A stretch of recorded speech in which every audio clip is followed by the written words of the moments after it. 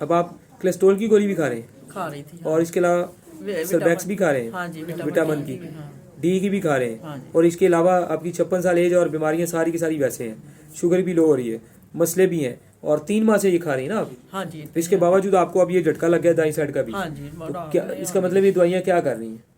بہتری تو نہیں لے کے آ رہی ہیں، تو الٹا آپ کو نقصان دے رہی ہیں۔ تو ایسے نہ کھائیں تکے اور اندازے سے دوائیاں جس سے نقصان ہو۔ اکسیر 5 سیرے جی دے دیں 30 کیپسول ماں جی کو، اور اس کے ساتھ ان کو دیں اپنا، عمر آپ کی 56 سال ہے، دوائی آپ کو اچھی دوں گا، اور دوں گا ابھی آدھی قیمت میں، 50 سال کے بعد آپ کو ڈسکاؤنٹ دیتا ہوں انشاءاللہ۔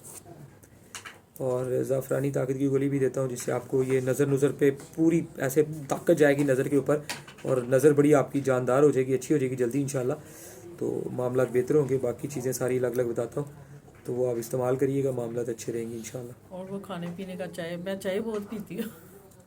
نہیں، چائے آپ کو چھوڑنی پڑے گی، بلکہ وقتی طور پہ اگر پیتے ہیں اس سے گیس نہیں ہوتی۔ یخنیاں پئیں نا، سردی کے لیے یخنی پئیں، مرغی کی بنا کے، جس کی مرضی دیسی لے لیں، مچھلی لے لیں، کالے چنے لے لیں، شوربہ زیادہ پئیں نا، ان کا مزیدار ہے وہ، اور اس سے طاقت بھی آئے گی، جسم کو فائدہ بھی ہوگا، میدا بھی کام کرے گا، بہت ساری چیزیں بھی اچھی ہوں گی۔